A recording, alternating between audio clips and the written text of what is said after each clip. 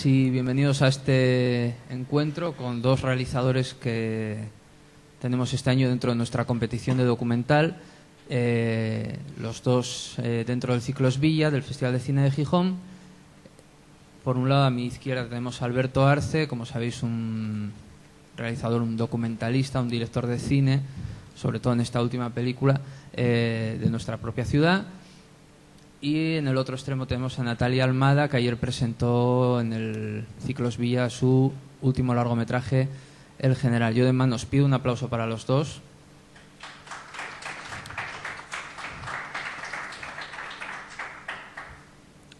Y como sabéis, a partir de este momento deberían quedar los micrófonos abiertos para cualquier tipo de preguntas. La verdad es que ayer Natalia tuvo un poco más de suerte con el encuentro, porque tuvimos un poquito más de tiempo. El encuentro de Alberto, digamos que lo tuvimos que truncar demasiado rápido, pero había bastantes preguntas y como muchas manos en alto cuando tuvimos que interrumpir. De todos modos, yo sí que me gustaría empezar planteando algo los dos y bueno, que me digan si me equivoco o si lo que yo planteo aquí no tiene ningún sentido. Sí que me da la sensación, en el caso de Natalia lo veo como muy claro, en el caso de Alberto me costó un poco más llegar a la conclusión, pero creo que son películas que, ambos documentales, que parten de un hecho histórico para pasar a hablar de una primera persona, de una cuestión mucho más íntima a lo mejor, o por lo menos desde una perspectiva en la que no se puede evitar una cierta intimidad, una cierta cercanía. En el caso de Alberto, repito que me costó un poco llegar a esa conclusión, pero sí que de alguna manera, lo decía ayer en el encuentro, que tenía la sensación de que Alberto lo que estaba era intentando, a base de imágenes y de sonidos, reconstruir un momento muy concreto de su vida, unos días que pasó, que él ahora os comentará cómo fueron, y no sé, de alguna manera casi como reconstruir una pesadilla que él sufrió durante el invierno del año pasado. Entonces quería un poco plantear sobre todo primero esta pregunta: si realmente creen que existe eso, esa posibilidad de partir de un hecho histórico para ir a la primera persona, a una cuestión más íntima, o si realmente su película es casi algo que entregan directamente a una comunidad y a una causa. Bueno, pues en mi caso creo que por el hecho que el documental salió de unas grabaciones de mi abuela, pues el lado personal fue lo primero en cierta forma, y por el hecho que las grabaciones trataban de una figura pública, un poco ese proceso de lo muy íntimo a lo más público, lo más político también, pues también fue un proceso supernatural y orgánico en lo que es el documental. ¿Sí? Entonces... Hombre, está claro que yo no quiero contar mi historia, quiero contar la historia de las personas que están delante de la cámara, y en este caso, o sea, de las personas que están sufriendo lo que están sufriendo, pero está claro que a medida que otras personas lo ven, yo puedo querer contar lo que yo quiera contar, pero obviamente la película es lo que el público decida que es la película, y a medida que va viendo proyecciones y a medida que voy hablando con gente, el público se queda, no sé si a mí me gusta o no me gusta, o me parece bien o me parece mal, pero el público tiende a quedarse, no sé por qué, con la experiencia que viví yo. Es lo que, probablemente porque, una vez más, el público aquí, o sea, el público en Occidente, por más que yo trate de contarle la historia de los palestinos en la Franja de Gaza, siempre va a sentir más empatía por la experiencia personal del cámara español que está viviendo una pesadilla que por el sufrimiento de las personas que yo estoy filmando, por pura empatía, porque nosotros somos, a fin de cuentas, parte de... Nosotros somos nosotros, ellos son ellos. Y claro, es una película rodada a cámara en mano, es una película que salta, que corre, en la que se me oye cuando le disparan a alguien delante de mí y estoy viendo cómo sangra a esa persona delante de mí y empiezo a gritar hijos de puta, hijos de puta. Y se oye, claro. Igual que estoy grabando el sonido de la escena, me grabo a mí mismo diciendo hijos de puta, hijos de puta. Y la gente al final se queda más con que, joder, ¿qué hace Alberto sentado en esa ambulancia con ese tío disparado delante de él? Y se queda muchas veces más con eso que con... ¿Y por qué le han disparado? Porque a fin de cuentas importo más yo que el árabe. ¿no? Importo más yo que el herido. O sea, es el público el que tiene que decidir lo que uno está contando con la película. Sí, yo no sé si estoy muy de acuerdo, pero... No lo sé. Sí, yo tampoco. Yo no vi tu película, desafortunadamente, pero creo que hay dos decisiones. Una es cómo se maneja la cámara, lo cual provoca esa sensación. No sé si en el caso, yo también hago cámara en mano, ya es una cosa más íntima que uno maneja, y en el montaje uno va decidiendo un poco cómo se posiciona uno mismo, la cámara, en relación a el sujeto, por decir, si es algo aparte. Entonces creo que son decisiones que uno va tomando en cierta forma, ¿no? O sea, yo siempre digo que yo no tenía opción de grabar de otra manera. No tenía opción de grabar de otra manera, porque si tú sales a grabar a la calle sin guión, simplemente porque sabes que van a suceder cosas, y estás en una situación en la que no puedes planificar de ninguna manera la realidad de la grabación, no sabes lo que va a suceder, no sabes cómo vas a poder posicionarte frente a lo que va a suceder, desde un punto de vista logístico, desde un punto de vista de cómo lo voy a grabar y qué es lo que voy a grabar. Todas las decisiones vienen tomadas a posteriori en montaje, obviamente. Entonces sí que, claro, en el momento en el que en montaje tú decides hacer viñetas, ¿no? Pedazos de la realidad, y sobre todo la decisión más clara a la hora de convertir una vivencia personal en una película es la de dejar unas viñetas de realidad alargada. Es decir, donde yo creo que la mayoría de la gente hubiera cortado, yo dejo seguir. Entonces, a medida que van siguiendo los minutos en cada una de las escenas, probablemente el público que está viendo la película va entrando más en mi punto de vista de la realidad. Porque va diciendo, bueno, lo que me querías contar ya me lo has contado. O sea, ya he visto lo que tú querías que viese, ahora lo que estoy viendo es temblor, lo que estoy viendo son gritos, lo que estoy viendo son las reacciones de las personas que están grabando. Y eso sí que es una decisión de montaje, ¿no? El ir alargando y alargando las escenas para ver cómo interactúa. No sé, es muy complicado. O sea, he estado ahora 2 horas hablando con unas personas que habían visto la película y que me han dado un punto de vista sobre la película que a mí no se me había ocurrido. O sea, yo me sorprendo muchísimo con lo que ve la gente desde fuera por el trabajo. No sé si era esa la pregunta que nos habías hecho. Sí, era, vale. Más o menos. Desde luego los micrófonos están abiertos, o sea que a partir de este momento...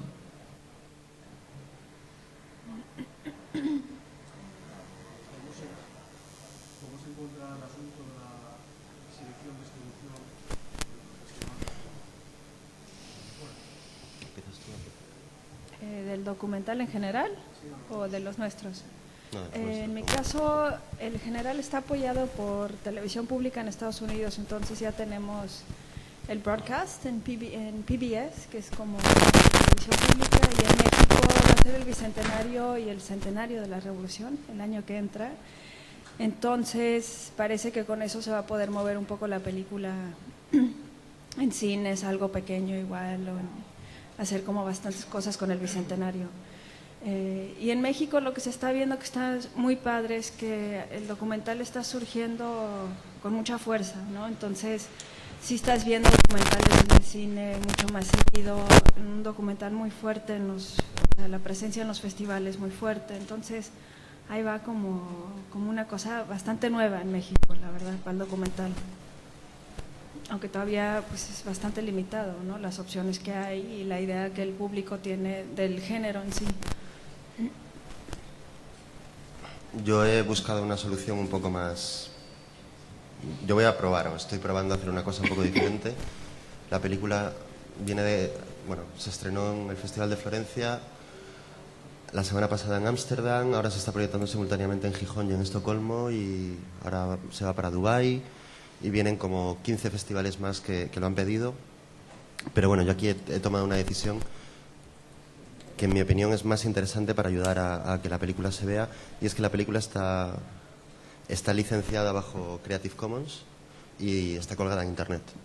Es decir, yo mismo, abiertamente, quiero que la película esté en Internet, quiero que se la descargue quien quiera, y he tomado la decisión de que el día 18 de enero vamos a organizar una jornada de proyección global. tenemos unas 35 ciudades aseguradas por todo el mundo ya. Entonces, quien quiera en su respectiva ciudad, desde Oslo hasta Tokio, pasando por Buenos Aires o Nueva York, simplemente descargársela de internet y organizar una proyección gratuita para recordar el 18 de enero qué es lo que sucedió en Gaza. El 18 de enero es el aniversario del alto el fuego. Entonces, quien quiera organizar una proyección en cualquier sitio del mundo solo tiene que ir a internet, descargarse la película y utilizarla. Y a partir de ahí es donde creo que hay un diálogo interesante, especialmente estando en un festival de cine, me gustaría establecer este diálogo, y es uno para qué hace documentales para que se vean. Y estamos todo el día quejándonos de que los documentales no se ven. Y estamos todo el día quejándonos de que no hay distribución. Yo podría dejar la película guardada en un cajón, esperar a lo largo del año 2010, ir a todos los festivales que ya me la han pedido, a Nueva York, a Oslo, a Taiwán, y ir viajando con la película, y mientras tanto que nadie pueda ver la película, para conseguir, a base de festivales y eventuales premios, si llega a ganarlos, darle el valor para que una productora o una distribuidora le pidiera una subvención al gobierno español, al ICA o a quien fuera, para acabar distribuyéndola durante 5 días en cine para que tuviera 700 espectadores y recaudase 1.500 euros. En vez de entrar en ese círculo que yo considero viciado y muerto, la frase que dije ayer, que es bastante gráfica, creo que tonto el último el que lo entienda, yo creo que lo que tenemos que hacer con los documentales, y es por lo que hacemos documentales, y es por lo que específicamente yo he hecho mi documental en la Franja de Gaza, es para que lo vean decenas y decenas de miles de personas. Y el único modo de conseguir eso a día de hoy es regalándolo, colgándolo en internet y regalándolo. Ya me buscaré yo la manera de ganarme la vida con mi trabajo, que de hecho me gano la vida con mi trabajo, y eso no es incompatible con pensar que la cultura y la creación solamente merecen la pena si son compartidas y si somos capaces de romper la lógica perversa de la financiación y distribución de los documentales en este país. Entonces, es un experimento. No sé si alguien alguna vez se ha encontrado con una película seleccionada en 15 festivales y anuncia antes de los 15 festivales que la va a distribuir, o sea, que la distribuye libremente por internet, y pone la pelota encima de los festivales para que ahora me respondan por email y me digan: oye, mira, como la distribuyes por internet, ya no la vamos a mostrar. Y entonces yo les preguntaría a los festivales: entonces, ¿tú para qué organizas un festival? ¿Para que se vea buen cine o para otra cosa? No lo sé. No lo sé. Estamos improvisando cada día con la distribución de esta película. Esta película piensa que la han hecho 2 personas con un Mac, sentados en casa, sin ningún tipo de apoyo ni ayuda absolutamente de nadie. Se está distribuyendo a pulmón, literalmente, sin pedir ningún tipo de ayuda ni subvención, y sin el apoyo de ninguna empresa detrás.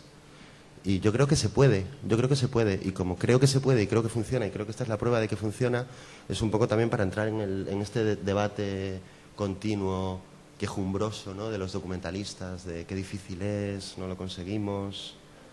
Pues exploremos nuevas vías. Las hay, igual me equivoco, dentro de 6 meses hablamos, pero por lo menos hay que explorarlo, hay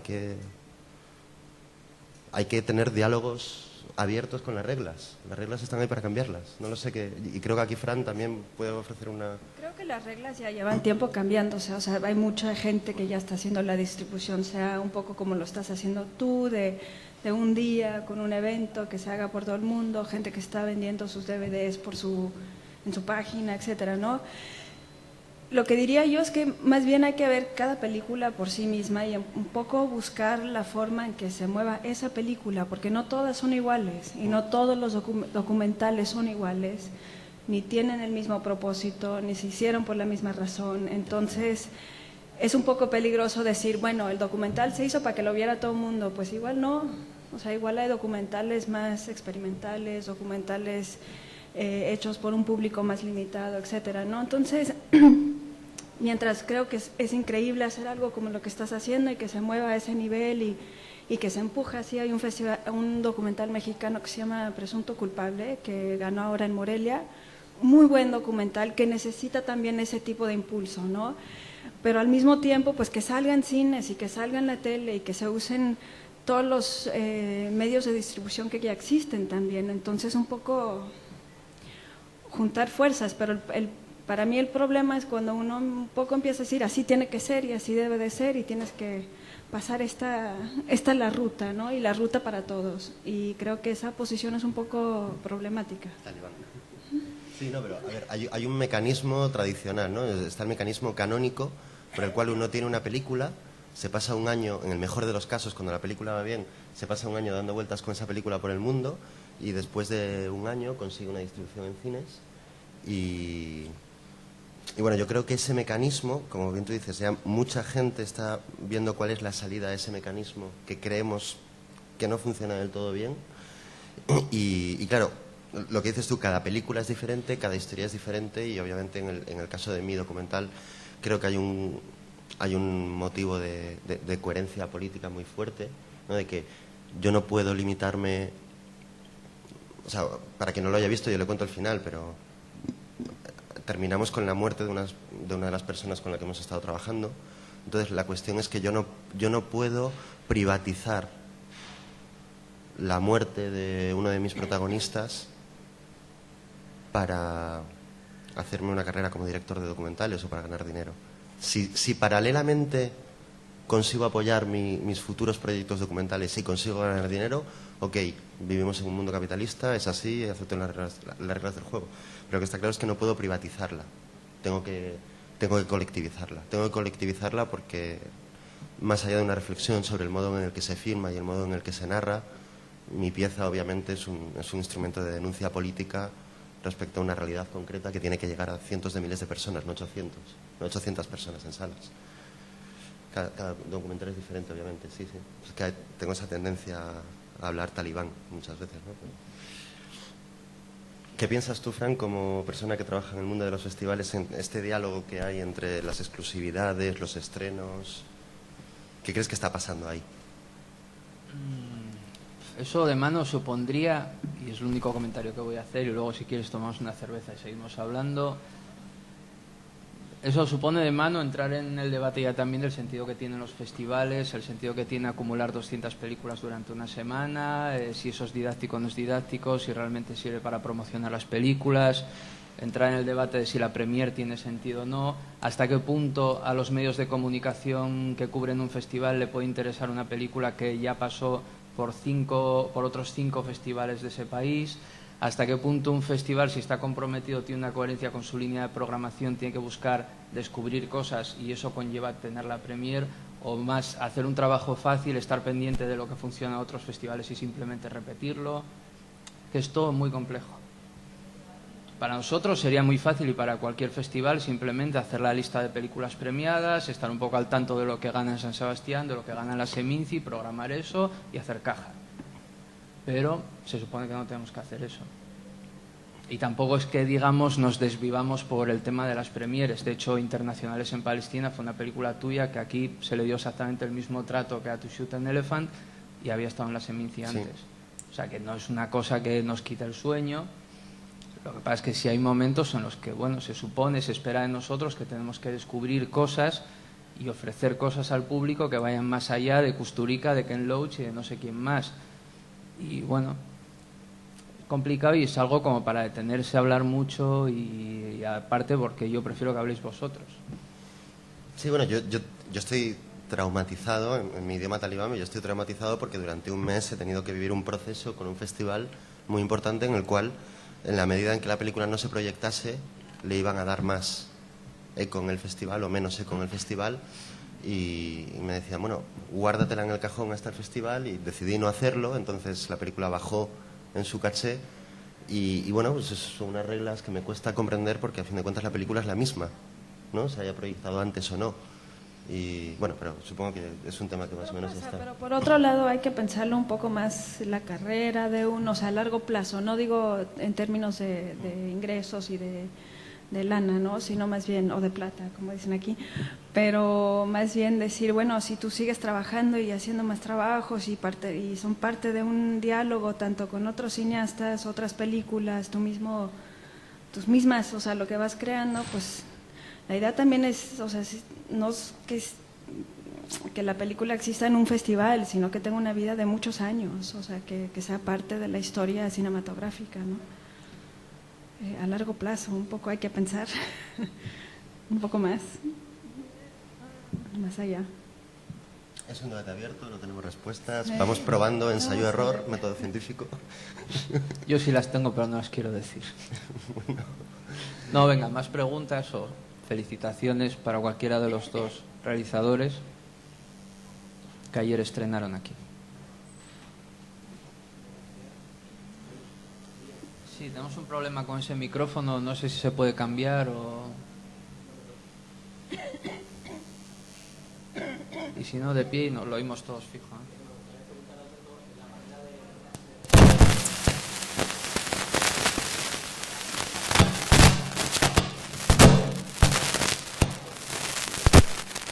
Sí, aquellos están contentos, creo. Bueno, sí, puede ser también, ¿eh? Espera, a ver.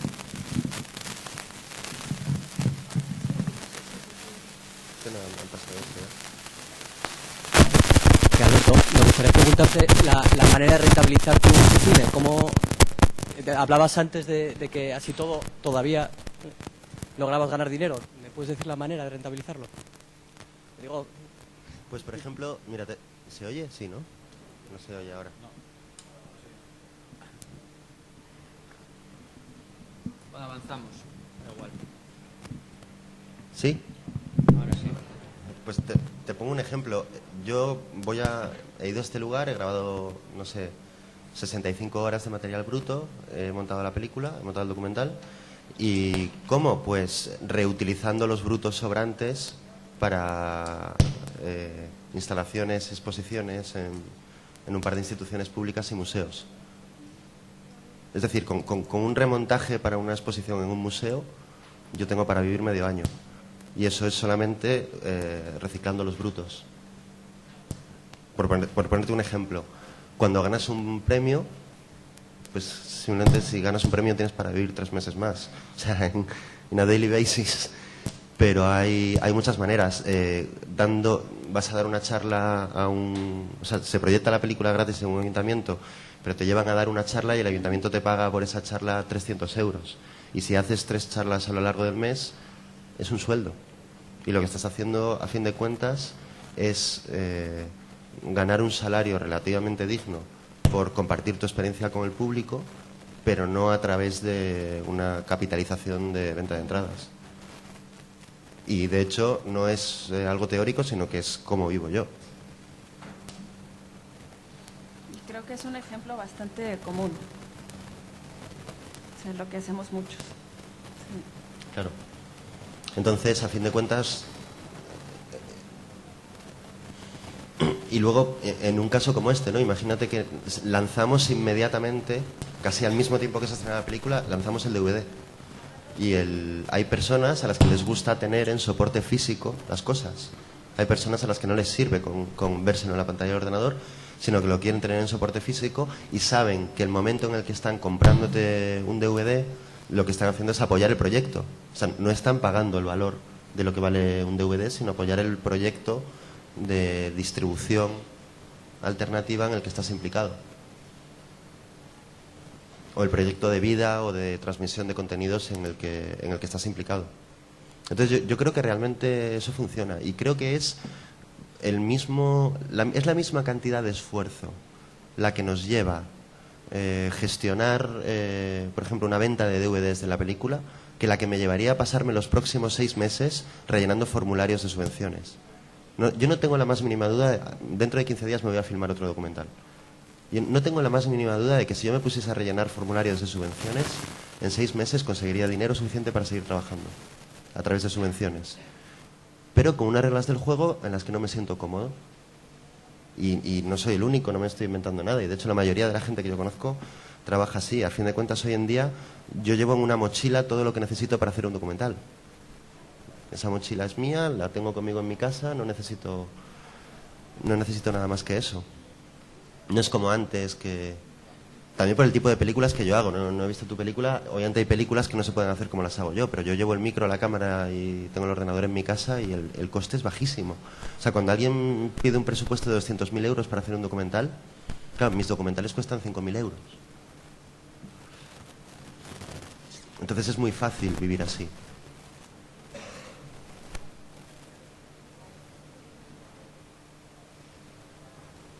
¿Más preguntas?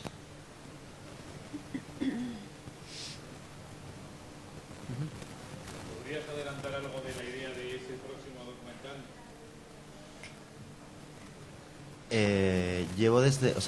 He estado varias veces en Irak, en Jordania y en Irak, grabando a un grupo de iraquíes de diversos orígenes. Entonces, esta gente, o sea, estos iraquíes son los que nunca han abandonado el país, han vivido allí todo el proceso de ocupación extranjera y de guerra civil interna que ha habido en Irak desde el año 2003 hasta ahora, van 6 años. Todo indica, de alguna manera, que la guerra, entendida tal y como se entendía hasta ahora en Irak, ha terminado. Se ha pasado a otro nivel de conflicto, a otro nivel de enfrentamiento. Entonces, simplemente voy a ir a Irak y les voy a preguntar cuáles han sido sus estrategias de supervivencia diaria. Voy a preguntar, quiero que me cuenten cómo han conseguido seguir yendo a la universidad durante estos 6 años, seguir con su tienda abierta, manteniendo una relación de pareja que ha terminado en matrimonio. O sea, estrategias de supervivencia diaria de la sociedad civil durante una guerra. Se llama Supervivientes y es gente a la que llevo siguiendo desde el año 2006. Ese es el siguiente proyecto, que consiste en hacerlo primero en Irak, luego, si funciona, me gustaría hacer exactamente lo mismo. Tengo también un encargo. Me gustaría hacer exactamente lo mismo en Afganistán, en torno a marzo. Ahora es diciembre en Irak, diciembre, enero Irak, marzo Afganistán. Y ver, claro, lo sabré a la vuelta, ¿no? Pero ver si probablemente las estrategias de supervivencia de la población civil durante un conflicto son las mismas en Irak y en Afganistán y en Gaza. Mi tesis es que sí, que las estrategias de supervivencia siempre son las mismas. Sí, a mí me gustaría aprovechar para preguntarle a Natalia también se puede preguntar, ¿no?, por el proyecto nuevo. Sí, el que sigue. ¿Eh? Sí, el que sigue. Bueno. Sí, empecé a filmar en Sinaloa, que es un estado en el norte de México, que es de donde viene mi familia, y ha sido siempre como el centro del narcotráfico en México. Y hay un panteón donde las tumbas están creciendo, hacen unas capillas enormes de 2-3 pisos. Entonces estoy filmando la construcción de estas capillas que básicamente se sabe que son narcotumbas, o sea, que son tumbas de por la guerra contra el narco. Pues ha habido mucho muerto y se están haciendo estos mausoleos, o sea, enormes. Entonces estoy filmando ahí la construcción con los albañiles y la que va al panteón, un poco analizando la violencia en México, ¿no? Y realmente por qué y de dónde viene, y esta guerra contra el narco, qué es y qué implica. ¿Más preguntas?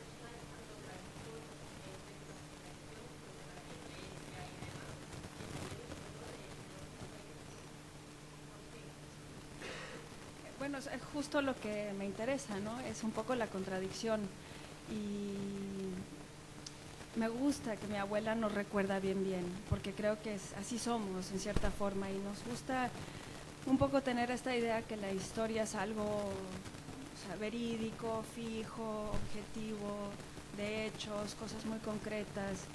Y me gusta mucho que en los recuerdos de mi abuela, pues ella lucha muchísimo, ¿no?, con la contradicción de lo que ella recuerda con la historia oficial del país, sus diferentes recuerdos, igual como uno trata de reconstruir su pasado, o sea, es un poco lo mismo, ¿no? Y por otro lado, la mujer en México y, digamos, en general, siempre ha sido un poco excluida de la historia en muchos casos, ¿no? Entonces, me gustaba mucho la idea de que fuera una mujer la que de repente empieza a contar, ¿no? Y también pensar un poco en igual a veces ella duda o tiene como, pero duda también de sí misma y de su derecho de contar la historia como ella la recuerda, ¿no? Y eso en parte es por ser mujer y por muchas cosas, ¿no? Entonces, para mí justamente esa contradicción, lo que es la construcción de la memoria, la construcción de la historia, las contradicciones, los huecos, las ausencias,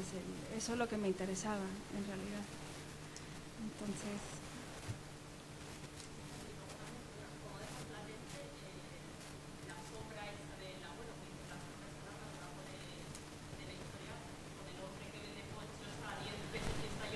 claro, lo que es que fue un documental que fue muy orgánico, o sea, me llegaron estos cassettes, como 6 horas de grabaciones de mi abuela, que la verdad es que son una joya, o sea, que esta mujer hable de esa época que vivió, de su padre, que es mi abuela, entonces obviamente me llegó en lo personal escuchar su voz, que sí, pues recuerdo de mi infancia,